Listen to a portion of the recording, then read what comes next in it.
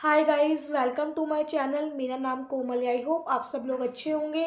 So guys, big boss 19 से double eviction हुआ है और वो भी ऐसा इविक्शन जिसको सुनकर कानों पे यकीन ही नहीं हो रहा है। क्योंकि नीलम का इविक्शन समझ आता है।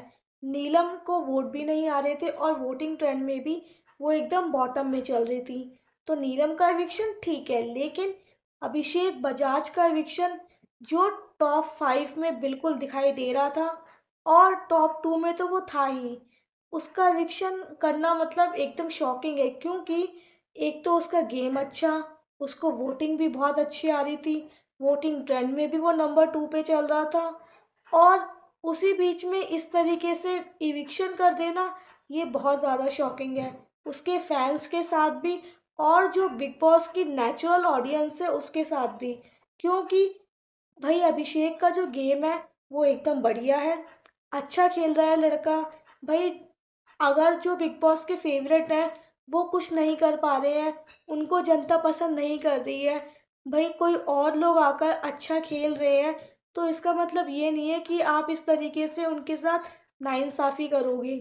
इन लोगों ने जिशान कादरी को निकाला क्योंकि वो अमाल से आगे निकल रहा था, पुनिका से आगे निकल रहा था, और बसीर को निकाला।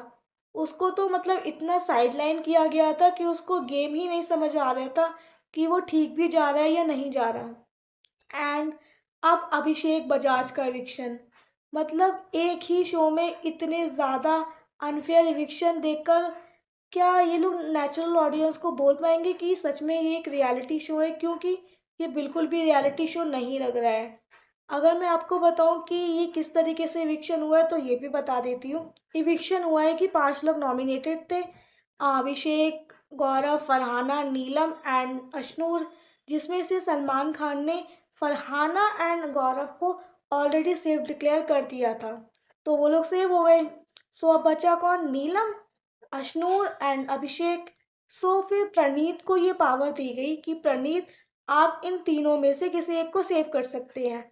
सो प्रणीत ने सेव किया अशनूर को, उसके बाद डिक्लेयर कर दिया कि ये डबल इविक्शन है, और नीलम एंड अभिषेक दोनों को ही घर से बाहर निकाल दिया गया।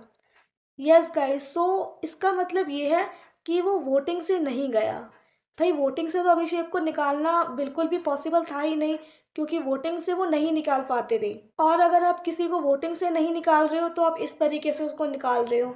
मुझे ये नहीं समझ में आ रहा कि फिर ये रियलिटी शो कैसा है। ये तो फिर एक ना फिक्शन शो बना दो आप, कि जैसे लोग ऑलरेडी सीरियल्स देखते ही है ना कलर्स पे, तो इसी तरीके से बिग बॉस भी देख लेंगे।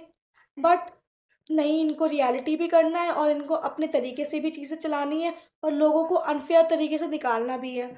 और मुझे ये नहीं समझ में आता, अगर इनको यही करना है तो फिर ये बुलाते क्यों हैं ऐसे लोगों को? अपने ही लोगों को बुलाए और उन्हीं को ही फिर आगे लेकर जाए, उन्हीं को ही फिनाले मतलब लेकर जाए और फिर उन्हीं को ही ट्रॉफी भी जिता दें।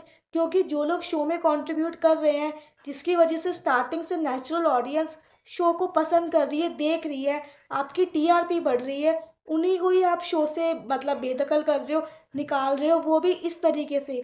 अगर आप ऑडियंस की वोटिंग से निकालो तो फिर समझ में आता है कि हाँ ठीक है, ऑडियंस की वोटिंग से निकाला गया है।